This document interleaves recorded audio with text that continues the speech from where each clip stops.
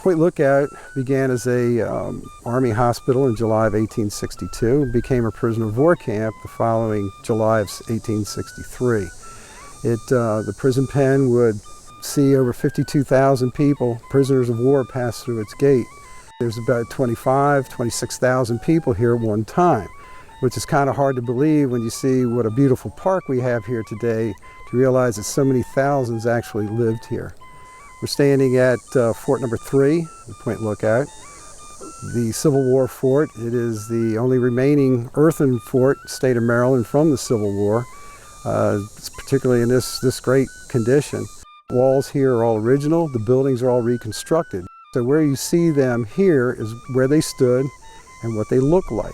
We stayed faithful to the construction by dimension and by material, and along with preserving the rest of the fort.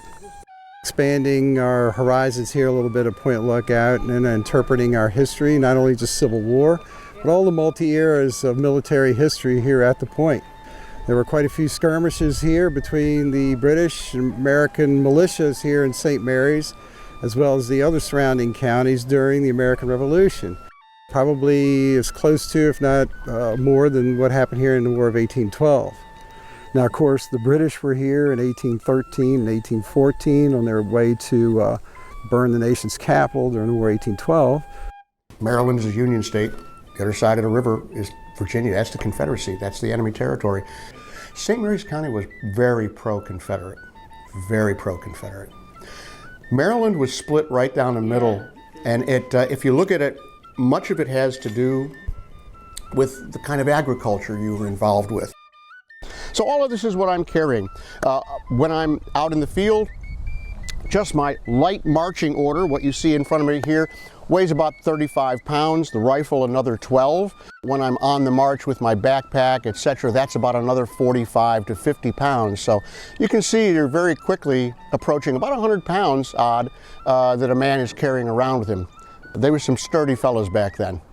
What I'm representing here is a sailor that would have been on one of the many gunboats that were anchored off of Point Lookout during the Civil War.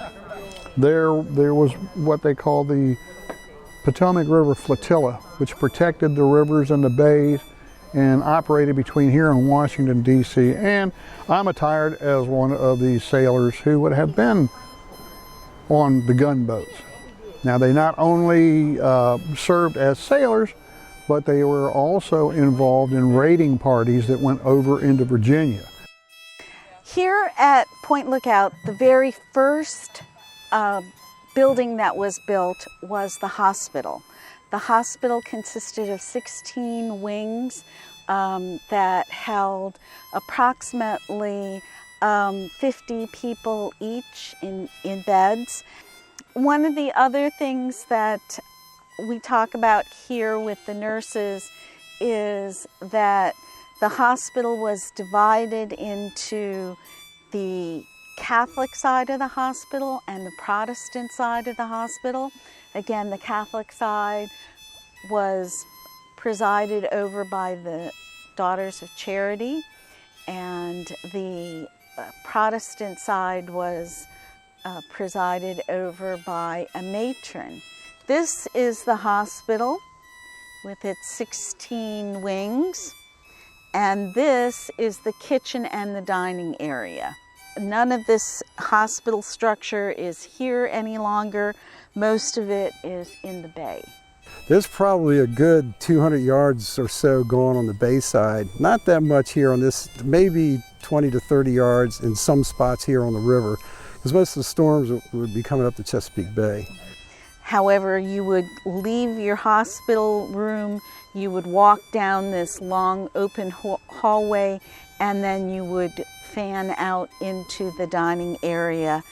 The hospital itself had an open walkway that went around the interior, and in the very center was a large water tower. These small cabins down here and along the side here were for the Sisters of Charity and the members of the hospital that worked there on a regular basis. First of all, the soldiers were used to eating hardtack. This is hardtack.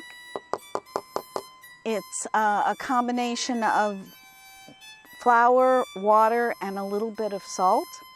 And then it's baked at a very low temperature for a very long time. To sweeten the tea, they would use brown sugar cakes. Brown sugar was fairly inexpensive. White refined sugar was very expensive. This is about ½ a pound of white refined sugar and would have cost about $50 to $100.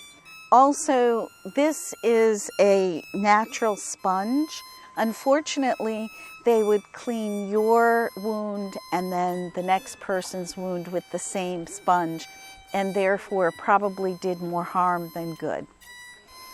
And here, once you start the fire in the morning, you got to keep it going all the time, because once you finish your breakfast, you have to heat up water for doing your dishes, and then once you do your dishes, you're right back into your lunchtime and so on. So cooking back during the 1860s is just start in the morning, keep going, interspersed with making soap or doing your laundry, which is also required a lot of firewood, a lot of heating up of water.